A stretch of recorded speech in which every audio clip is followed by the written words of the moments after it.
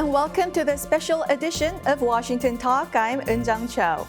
This year marks the 70th anniversary of the U.S.-South Korea alliance. Presidents Biden and Yoon recently had an opportunity to reflect on the alliance's past achievements and lay out future goals. Today, we have a special discussion on the present and future of the alliance.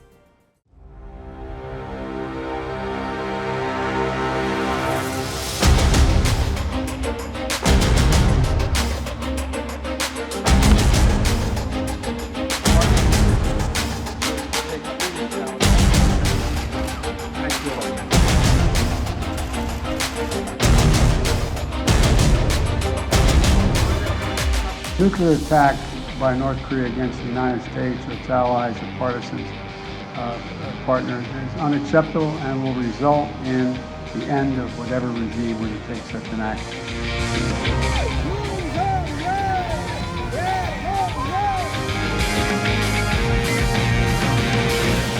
Our alliance is for justice. Our alliance is for peace. Our alliance is for prosperity.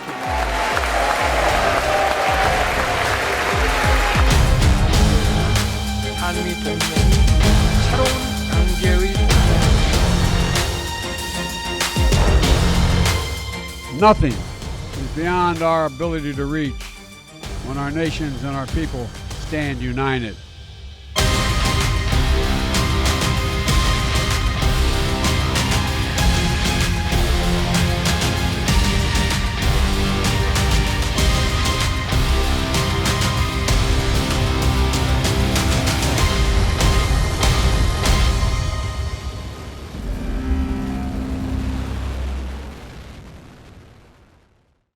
In the studio with me, General Robert Abrams, four-star general who served as the commander of United Nations Command, USRK Combined Forces Command, and United States Forces Korea from 2018 to 2021.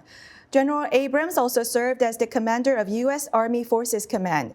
General Abrams is currently a contributor to ABC News.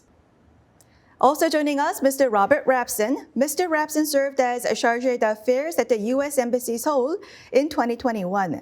He was also Deputy Chief of Mission at the U.S. Embassy Seoul. And we have Mr. Troy Stangarone, Senior Director at the Korea Economic Institute. Previously, Mr. Stangarone worked on Capitol Hill, advising on foreign affairs and trade policy. Joining us via Skype, Mr. Evans Revere, Senior Fellow at the Brookings Institution. Mr. Revere was the President and CEO of the Korea Society and Principal Deputy Assistant Secretary of State for East Asian and Pacific Affairs. Welcome to the program. Good to be here. Thank you. Now, Mr. Rapson, President Yoon Suk-yeol addressed the joint meeting of Congress under the title Alliance of Freedom, Alliance in Action. He vowed that South Korea will become a compass for freedom.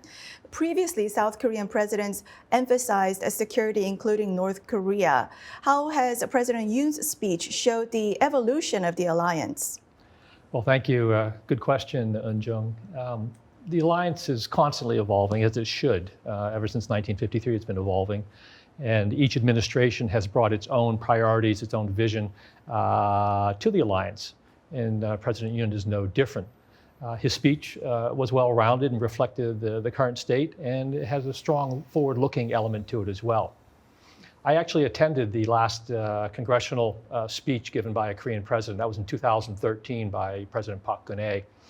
And looking back on that, I see many familiar threads to the current disposition by President Yoon. Korea was looking to go global, looking to partner with the United States in so many respects, economically, scientifically, development assistance-wise, and many other areas. But of course, over 10 years, the universe, the field for U.S. and Korea cooperation has grown dramatically. And President Yoon has taken it to the next level as he's outlined his vision for the relationship.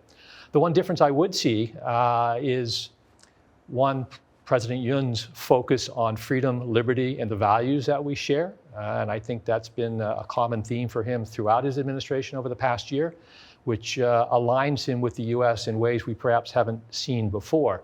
And of course, that's generated some consternation among powerful neighbors in the area, particularly China and Russia, not to mention North Korea. The other factor is in looking at President Park Geun-hye's presentation, there was this thread of looking to engage with, to do something diplomatically with North Korea, with the theme being eventual peaceful reunification. Don't see that now. That theme seems to has been submerged or sidelined, and I think all we're offering at this point, the U.S. and Korea, is to engage, to meet with North Korea with no conditions attached. Mm-hmm. And Mr. Revere, during President Yoon's visit, Washington and Seoul showed close alignment on a variety of issues, and many people interpret this as evolution and modernization of the alliance. But are there some concerns on the U.S. side that a future South Korean government may roll back to a position where they emphasize North Korea and China? That's a very important question. From my perspective, the agreements that were reached at the recent summit clearly reflected the times that we live in, the rapid evolution of the Northeast Asia region, and the rise of new challenges on the peninsula and in the region.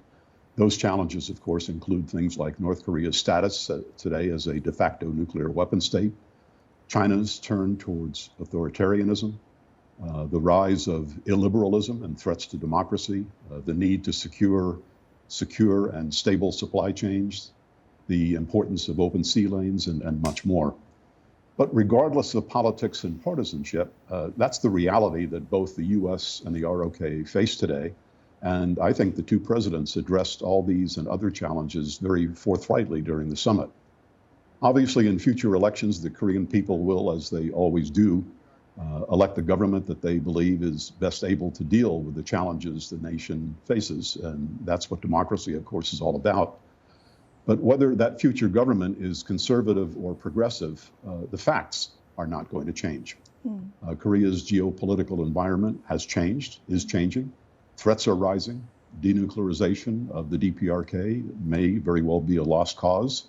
And the ROK, like so many other countries are already doing in the region, must act in accordance with its principles and, of course, its interests. Those principles were very strongly highlighted in the understandings reached between President Yoon and President Biden. But I would add that they were also made quite clear in the U.S.-ROK joint statement issued at the summit between then President Moon Jae-in and President Biden in May of 2021. There's an interesting, very impressive similarity between the themes of that statement and the one issued last week. This tells me that there is a consensus in Korea about the challenges it faces, and a consensus about which country can be counted on to stand by and support the ROK no matter what. As a result, I'm not particularly concerned about the outcomes of the summit being rolled back at any point in the future. Mr. Stangarone, during President Lee Seung-man's first visit to United States right after the Korean War in 1954, U.S. promised $700 million of aid to South Korea. President Park Geun-hye's visit, U.S. gave $150 million development loan to South Korea. Recently, South Korean companies invested $100 billion in the U.S. in just the last 2 years. So President Yoon's visit to America, how does it show the changed economic status of South Korea? I think later this year, we will be marking the 70th anniversary of the Mutual Defense Treaty on October 1st. And if you were to talk to anyone at that time, this is a future they could not have imagined. And if we look at the situation when the Korean War ended, South Korea was among the poorest countries in the world, $67 per capita GDP. All of the industry and resources that were on the peninsula were largely on the northern half. So there wasn't a lot for South Korea to work for. But thanks to the political stability and security that the alliance has provided, and the ingenuity and the hard work of the Korean people, South Korea is now the 10th largest economy in the world. It is a major investor in the United States. It is arguably the most important partner for the United States on clean technology when we look at things like batteries, solar, and other areas. And at the same time, when we look at key technologies such as semiconductors, perhaps beyond TSMC, Samsung and SK Hynix are the two most important companies for the United States. So not only has South Korea developed and grown prosperous, but it's also become a key technological partner for the United States. Now, Mr. Rapson, South Korea's presidential office called the Washington Declaration as the second mutual defense treaty. And when President Lee Seung-man visited America, there was mutual defense treaty. So how does North Korea still loom large on the US-ROK alliance? Well, I think the presidential office may be engaging a little bit of hyperbole here. It's not literally a second treaty, but nonetheless, it is an enhancement, a serious enhancement of the dialogue and engagement features of the treaty, focused on the nuclear dimension and the consultative process that will now take place. But back, to your last point about where does North Korea sit? Well, it sits right in the middle, whether we like it or not. I mean, it is the basis of the Mutual Security Treaty. It's the reason we have 28,500 troops there. It's the reason we needed to issue this Washington Declaration. So it sits there, but it sits now within a panorama of issues and priorities for this alliance that's grown into a partnership, to this comprehensive relationship that has many challenges and opportunities globally to make an impact. So let's not forget North Korea. North Korea won't let us forget them, that's for sure. But it sits there right in the center, and it's good to see leaders on both sides giving it the focused attention necessary on the security side. Now, General Abrams was the commander for those 28,000 U.S. soldiers in South Korea, and as well as US-ROK Combined Forces Command. Now, General Abrams, the Washington Declaration, how does that promise further U.S. aggressive response to potential North Korean nuclear attack on South Korea? And in the field, how would nuclear consultative body make a difference? Well, I think there's several key components in the Washington Declaration that people need to really understand. This is the first time that the United States has made a public, strong commitment to use every effort to consult with the Republic of Korea government, our treaty allies, in the event of use of nuclear weapons on the Korean Peninsula. That's not to say that we didn't have that understanding prior to the Washington Declaration, but that was something that was understood but not publicly agreed to. And now, for the first time ever, the United States has given that public commitment. And that should not be understated. Secondly, both governments have given their strongest commitment. I think the exact words are the strongest words possible to a strong, vibrant, combined defense posture. Now, why was that necessary? That's necessary to send a signal to North Korea of the commitment of the United States and all of our forces in support of the security of the Republic of Korea and the Korean people. Next point, not well understood, is an agreement to establish a very robust communications architecture to have these sorts of consultations. We have strong military communications channels now. We've just now made a public commitment that we're going to strengthen those existing communication channels and make them better to enable this sort of consultation. So when you wrap all of that together, I think it sends a very clear message as to what the alliance's response will be in the event of nuclear use on the Korean Peninsula. And then lastly, I think it's also important, you showed it in the clip at the beginning of this, right? President Biden stood there and said publicly, if there is a nuclear event on the Korean Peninsula, whoever is responsible, that regime will be removed. That's about as strong as words as you can use. Now, Mr. Revere, South Korea's role in the nuclear consultative body is enhanced and elevated, but compared to the existing extended deterrence strategy and consultation group, how is it specifically elevated, South Korea's role? In the past, unfortunately, the extended deterrence dialogue, that forum met only intermittently. But to give Presidents Biden and Yoon the credit they deserve, since assuming office, they revitalized this once dormant mechanism to discuss ways to give more visibility and concreteness to the U.S. extended deterrent. This new group, the new Nuclear Consultative Group, goes well beyond the previous arrangement by formalizing a dialogue that gives Seoul a seat and a voice at the nuclear planning table. This takes bilateral discussion of deterrence to a whole new and very important level.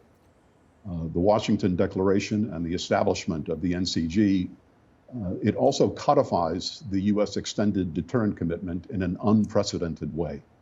So taken together with President Biden's very blunt and unprecedented statement that General Abrams just referred to about how the U.S. would respond if North Korea were to use nuclear weapons, this whole arrangement that we have before us now, as Americans like to say, is a big deal. Now, Mr. Rapson, even with President Biden talking about removing the North Korean regime in the case of nuclear event, there are still doubts in South Korea about U.S. nuclear umbrella. I'd like to draw a parallel with a past history. 60 years ago, during the Cuban Missile Crisis, the United States was ready for a nuclear exchange with the Soviet Union when the Soviets installed nuclear-tipped missiles in Cuba.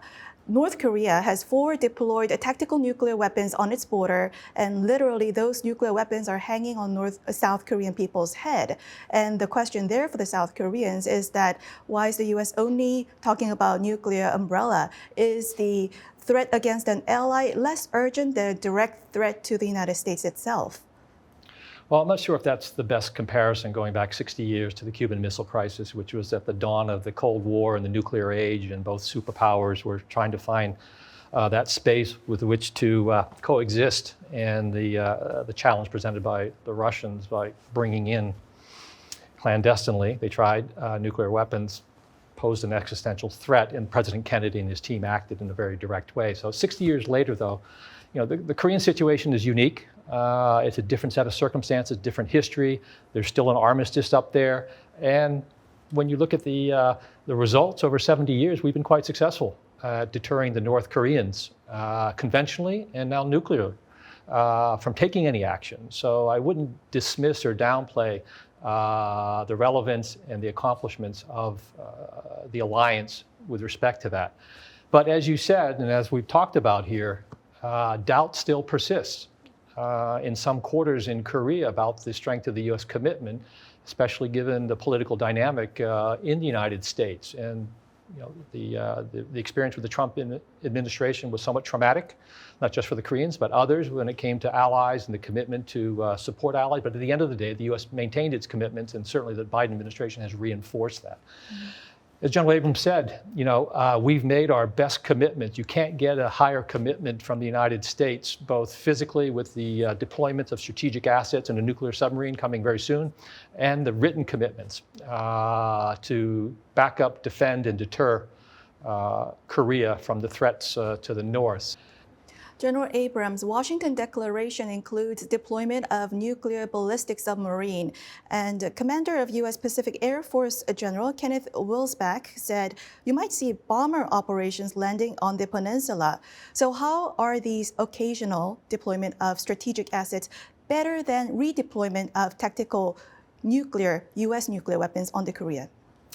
So let me start by saying that I align myself with Mr. Rapson's comments that the alliance for 70 years now has been successful in deterring a conventional restart of hostilities by North Korea, and of course now deterring them effectively from using nuclear weapons.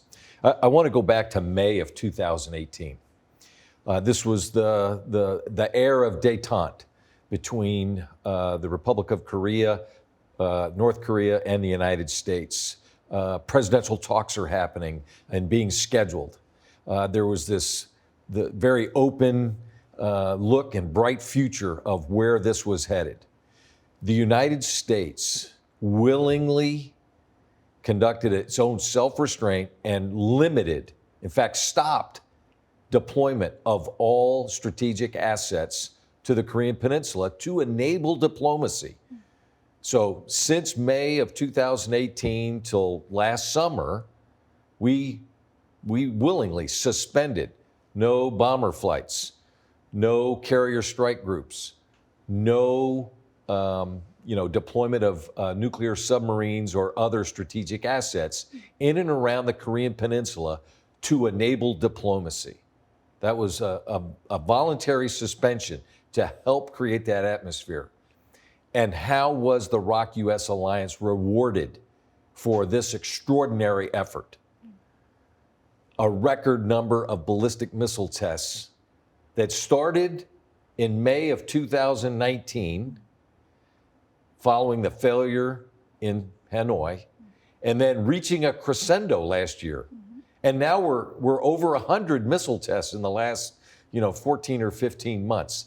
This is how the alliance was rewarded. So you asked, why is this better? We started last summer reintroducing strategic assets to send a clear message back to North Korea that if their continued bellicose and bombastic statements and aggressive behavior does not stop, we have no choice but to deter them with physical presence. But occasional or episodic has many, many benefits. It keeps North Korea on their toes and other people, so it's unpredictable, makes it difficult for them to target. Secondly, it gives the alliance flexibility. If you position them permanently, it's there regardless of the diplomatic conditions that we live under. So it gives us flexibility. And then lastly, as the former commander on the ground there are practical challenges to storing nuclear weapons on Korean soil that did not exist 30 years ago. There's practical problems. So all in all, this is a much better solution. Many experts tell me that if they have a tactical U.S. nuclear weapons deployed stationed in South Korea, that will only become high-value target of North Korea. Do you agree with that? Absolutely, right? This is the best way to have a strategic capability is to put it outside of North Korea's range of their weapon systems. So again, the conditions have changed since 1991 when we pulled them out. Now you have missiles demonstrated by North Korea that can reach all of Korea. In fact, they can reach all the way to Japan and further. So put them outside the envelope increases the survivability. Now, Mr. Stangarone, when Presidents Biden and Yoon met in the joint statement, they appreciated the recent efforts to alleviate South Korean companies' concerns over the Inflation Reduction Act and the Chips and Science Act. And they also committed to further consultations, but they stopped short of providing specific rescue measures. Why was that? Well, in the lead up to the state visit, we've seen a lot of work done on these issues. If we look with the Inflation Reduction Act, for example, Korea's suggestion that leased vehicles be considered as allowable under the provisions rather than have to be assembled in the United States was accepted. The Korean suggestion that the materials in cathodes and anodes, which are produced in Korea for batteries, be allowed to be counted as part of the minerals within the Inflation Reduction Act was accepted. So we made progress to try and alleviate some of the concerns. Now, the assembly provision on vehicles sold by Hyundai and Kia still exists, and that needs to be worked through. But practically speaking, within the authority the administration has under the Inflation Reduction Act, that's not something they can provide. This is something where Congress is going to have to change the law, most likely. And so we've seen a lot of progress on this issue. If we look at the CHIPS Act, prior to the summit, the guidance and the guardrails were put out. There was an understanding or an expectation that Samsung and SK Hynix would not be able to expand their plants in China at all. And what we've seen is there are provisions now put in to expand by 5% or 10%, depending on the conditions. And if the sales of the chips are supposed to be only for goods sold in the domestic market, then you can build an entirely new facility for legacy chips. So there was some flexibility built into the CHIPS Acts already. And so I think what we're seeing is that there are still some issues to work through, but we've made a lot of progress prior to the summit. The CHIPS Act requires South Korean companies to provide information on profit projections and factory production, which people say amounts to trade secret. Isn't it too much of an ask from the U.S. side? And is it normal business practice to ask these things? So on the profit sharing side, we have what's called public-private partnerships. Texas and New Jersey both specifically have public-private partnership laws which allow for the state governments and the public or the private companies to share in the profits from those ventures. So this is something that exists out there. And if we think about semiconductors and their role in the broader industry, while this wasn't designed specifically as a public-private partnership, there are some similarities in terms of what the United States is trying to do. So the idea of a project where the government and a private company share in profits is not necessarily new or outside the ordinary. I think what is challenging in this situation is we look at many of those public-private partnerships, usually there's also provisions built in to where if the project is not successful or is losing money, that the government provides support for the company during those periods. And that's not something we've seen in the case of the CHIPS Act. So when we look at the other provisions within the guidelines, the question of information that might be proprietary, I think this is something where we can take and work with South Korea and the companies to try and find some level of acceptable information that can be provided to try and make the determination on profit levels, but that also takes and protects trade secrets by the companies themselves. Now, Mr. Revere, Presidents Biden and Yoon showed clear alignment on Taiwan and Ukraine and called out on China and Russia's aggressions and their hostile, harmful use of economic influence. China and Russia acted harshly, criticizing the outcome. Especially China's attitude towards South Korea has hardened dramatically. Should South Korea be concerned about infuriating its superpower neighbors? And would United States intervene proactively if China and Russia retaliates against South Korea economically and even militarily? I think it would be fair to say that Moscow and Beijing reacted crudely, even rudely, to the summit itself and to a number of the things that South Korea's leader said at the summit. Remember that South Korea expressed support for territorial integrity, for the sanctity of international borders, the peaceful resolution of international disputes, and the importance of open sea lanes. These are all normal things that most civilized countries in this world support. But the fact that Moscow and Beijing both objected to them, in my view, this was a blunt reminder of how Russia and China are seeking to undermine the principles on which the liberal international order is based. I think it's very important for Korea to continue to raise its voice in support of the principles and values it shares with so many countries, and to lend its voice to international efforts to oppose any attempt to undo the principles that have preserved peace and stability for so long. The US and many other countries have strongly praised Seoul for its stance. And there is, in my mind, absolutely no doubt that the United States will continue to stand by its Korean ally. And if I had to sum up the central outcome of the recent summit in one sentence, that would be it. Now, General Abrams, China is acting more aggressively to its neighbors. How can U.S. and RK deter China and plan ahead to possible Chinese aggression on the Korean Peninsula? And in terms of contingency plans, is there a comprehensive Korean Peninsula solution which include counterattacking and stabilizing North Korea and unification? Let me start by saying the ROK-US alliance, my strongest recommendation is to be completely unambiguous. We should be crystal clear with China, with the Chinese Communist Party, and the other countries in the region, but specifically the Chinese Communist Party, about what we stand for. And I think that we saw a lot of that at this summit. There's this phrase that I learned when I got to Korea, right? That was used by many people, that it was difficult for Korea, using this this metaphor that Korea is like a shrimp stuck between two whales. I resent that comparison because Korea, maybe in 1953, was a shrimp. Korea today is not a shrimp. It leads the world in many, many areas. It's in the top 10 in just about every other area. It's got the 10th largest economy in the world. It's a military middleweight. It has global impact. It's not a shrimp. And Koreans' voices should matter. And, during my time in Korea, this cloud of the sovereign decision by the ROK government to deploy a U.S. air defense asset, the THAAD battery, China's response was an economic, stranglehold. It put a chokehold on Korea. Some people say almost lost $16 billion a year annually in lost income to Koreans because of China's economic stranglehold.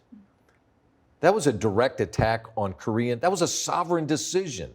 And it had no threat to China or the Chinese Communist Party. So I think it's time for clearer messaging by both, and we're starting to see it. As far as contingency plans, it would be inappropriate for me to comment about what are the state of contingency plans. But I'll tell you and your listeners the same thing I said anytime I spoke in Korea. There's 51 million citizens of the Republic of Korea, and they should sleep well at night knowing that our combined force has the plans and the capability to defend them and do so in a winning manner. Now, Mr. Rapson, President Yoon first visited Japan and then came to Washington. How is this a diplomatically smart move? And South Korea used to play in the middle between U.S. and China, but does the U.S. want South Korea to more clearly align with U.S., Japan, and other like-minded countries, maybe even join Quad? Well, it's a big question, Eun-jung. I think that captures a lot of what we've been talking about, certainly the preceding question. But Japan, hugely important, is probably the most significant initiative, politically risky gambit that Yoon has put forward in the first year of his administration. And the public reaction to that in Korea was not positive. And it wasn't for the fact that Koreans don't support better relations with Japan. It was because of how it was done, under what conditions it was done, and the perception that Japan had not reciprocated in any meaningful fashion. It's 2 months, 3 months now in since the initiative was rolled out. He visited Japan, which I think was a smart move. If he's all in on this, then he should go and do that. So still waiting to see what Japan is going to do. Now, there's an opportunity this weekend. Prime Minister Kishida will visit. He's certainly seen the results of the summit in Washington. I'd have to say in shorthand that Korea's on a high right now, on a roll with the United States, and saying and doing all the things that the U.S., even more than the U.S., was expecting and hoped for. So good time for him to come consult with President Yoon, perhaps do and say some things that have resonance with the Korean public. And if that is the case, then that will contribute to the durability of this rapprochement. Because without it, there's elections next year. Public opinion is still decidedly running against President Yoon overall. If he doesn't fare well in the election, then we're going to start to see those forces, those pressures running against him. I don't want to use the word lame duck, but those kind of pressures out there. So this is important that the Japanese really make a contribution to get this right and give this rapprochement legs. And of course, the U.S. supports it. This is the big issue, existential question for Korea. When it aligns itself with the U.S., as it has with respect to China, with Russia, and now Japan, how far can the rapprochement with Japan go? Trilateral alliance? Sensitive third rail issue. But nonetheless, Yoon is testing that proposition, and he's got a very demanding public to deal with. So it'll be interesting times ahead. But so far, he's very proactive, and he's playing out his hand. So congratulations to him. General Abrams, the U.S.-RK alliance is multifaceted, it's diversified, it has evolved. In terms of military alliance, how should it be modernized and evolved, especially in the face of the heightened North Korean nuclear posture? Well, I think the most important thing is, in terms of evolution, is to continue to explore additional domains that we refer to today in how we conduct operations in the 21st century. So I think there's plenty of room for growth to diversify the military alliance in the space domain, in the cyber domain. And then I would say, looking for opportunities to strengthen our interoperability in the other domains and with our other land forces.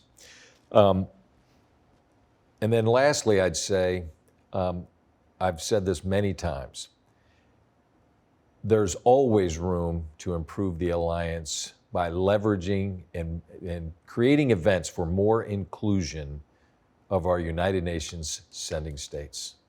There are several, not all, who really want to do more, that support the Republic of Korea and the Korean people, and they support the Republic of Korea and the U.S. alliance. And while everyone is generally grateful for their support during the Korean War, there's sort of been a stiff arm, to use an American term. Thank you, we appreciate your support, but we don't really want any more involvement. We should look for opportunities to embrace, because all that serves is to increase support in the international community. Mr. Revere, just briefly, if this is a big question, but if you could just briefly, is there an idea of unification in the next 70 years of alliance between U.S. and ROK? Well, the United States supports the unification of the Korean Peninsula under Seoul as a matter of policy. You may remember back in 2009, there was the joint vision statement in which this was laid out as a central goal of the alliance, and it talked about peaceful unification of the peninsula on the principles of free democracy and market economy. That's still the U.S. position. I don't see any prospect that it would ever change. But now more than ever, the United States and the Republic of Korea need to work together to find ways to shape developments on the Korean Peninsula to bring about that eventual reunification under the ROK.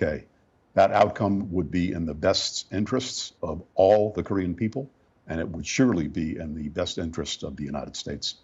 Well, that's all the time we have for today. Thank you very much for joining us. Thank you. And thank you for watching. We'll be back later this week with regular programming.